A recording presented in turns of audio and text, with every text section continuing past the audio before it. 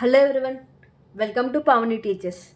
Today I am explaining reasoning topic that is calendars. I am starting this topic by finding number of odd days for a given number. Number of odd days. If I take number as 43, to find number of odd days for this number, I have to divide this number by 7. After dividing, we have to write remainder what we get. We can say we'll get remainder as 1. So this 1 is the number of odd days that is present in a days that are given here. Okay. Now I'll take some other value that is 56. Okay. To find the number of odd days that is present in this number, again I want to divide this number by 7 and I'll write the remainder what we get, that is 0. So we have 0 odd days that are present in 56. Okay. Now I'll discuss code for days. As we have days, those are Monday, Tuesday, Wednesday, Thursday, Friday, Saturday and Sunday. For this, for Monday we'll have 1 odd day. For Tuesday we'll have 2 odd days. For Wednesday we'll have 3 odd days. For Thursday we'll have 4 odd days. For Friday we'll have 5 odd days. For Saturday we'll have 6 odd days. For Sunday we'll have 0 odd days. These odd days comes by dividing by 7. If suppose Monday is 1, if we divide 1 by 7, we'll get remainder as 1. 7 divides 0 times and we'll get remainder as 1. Same like that it follows. As Sunday is counted as 7, if we divide 7 by 7, we'll get remainder as 0. So here we are taking code as 0 for Sunday. Okay, this is the code for days. Make note of these code values. Okay. Now I'll discuss code for months. Okay, at beginning we have to give 0 odd days for January. Now to find odd days that are present in for February, we have to take previous month number of days. Those are 31. We have to divide this 31 by 7. We'll get remainder as 3. So we have to write this 3 here. So 3 is the code for Feb month. Now to find code for March, we have to take number of days that are present in February. Those are 28 days. So again we have to divide 28 by 7. We'll get remainder as 0. Now we have to add this remainder to the previous month code, that is 3, which is equal to 3. So now we have to write this 3 in the March. So 3 is the code for March month. To find the code for April, we have to take number of days that are there in a March, which is equal to 31. Now again we have to divide this 31 by 7. We'll get remainder as 3 and we have to add this remainder to the previous month code, which is equal to 3. We'll get result as 6. We have to write this 6 in April. So 6 is the month code for April. To find month code for May, we have to take number of days that are present in April, which is equal to 30. And now I want to divide this 30 by 7. We'll get remainder as 2 and I'll add this 2 to the previous month code, which is 6 and we'll get equal to 8. Again, as it is crossing the number 7, we have to divide this 8 by 7 and again we'll get remainder as 1. So we have to write here 1.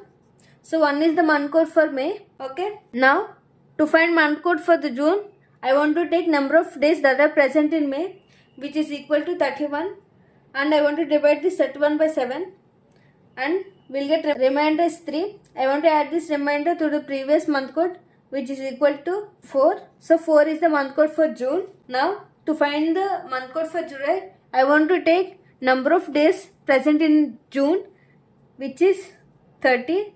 I want to divide this 30 by 7. We'll get remainder as 2. So I want to add this previous month code 4. We'll get value as 6. So 6 is the month code for July. To find month code to the August, I want to take number of days that are present in July, which is equal to 31. Again I want to find the remainder by dividing with 7. We'll get remainder as 3. I want to add this 3 to the previous month code. We'll get 9. Again, as it is crossing the number 7, we have to divide this number by 7. We'll get remainder as 2. So 2 is the month code for August. Okay. Now we'll find month code for September. We have to take number of days that are present in previous month, which is equal to 31. I want to divide this by 7. We'll get remainder as 3. And we'll add the previous month code, which is equal to 2. 3 plus 2, which is equal to 5. So 5 is the month code for September. Okay. Now to find month code for October, I want to take number of days that are present in September, which is 30. I want to divide this 30 by 7. We'll get remainder as 2. I want to add the previous month code to get month code, which is 2 plus 5, which is equal to 7. So directly here we can write 7 by 7 is equal to, remainder will get 0. So here I want to write month code as 0. Okay, now to find month code for November, I want to take number of days that are present in October, which is equal to 31 again. Okay, we'll get remainder as 3. I want to add the previous month code 0. So 3 is the month code for November. Now again I want to find the month code for December. I want to take number of days that are present in November, as 30 are the number of days that are present in November. Again I want to divide this 30 by 7. We'll get remainder as 2. Okay. Now after getting this remainder, we have to add previous month code, which is 3. Finally we'll get 5. So this 5 is the month code for December. Okay. This is the final month codes for each month. Please make note of it for further use. Okay. Now I want to say code for centuries. Okay. For 1600 century we'll have 6 odd days. For 1700 century we'll have 4 odd days. For 1800 century we'll have 2 odd days. For 1900 centuries we'll have 0 odd days. For 2000 century for 20th century we'll have 6 odd days.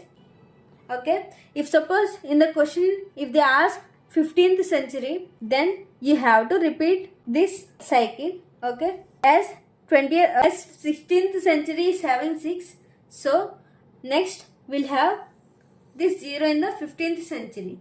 Okay. If they ask 21st century, then we have to repeat this cycle. We'll get 4 as odd days. So make note of these centuries as 6, 4, 2, 0. Okay. This is the formula to find day on a week for given date. Make note of this formula. For further questions, we'll use this formula to find the day. Okay. First we have to add day, month code, century code, and last 2 digits of a given year, and last 2 digits by 4. Here we have to write quotient that we get after doing this, and we have to add all these numbers, and at last we have to divide the number by 7. After that we have to write remainder what we get. Okay.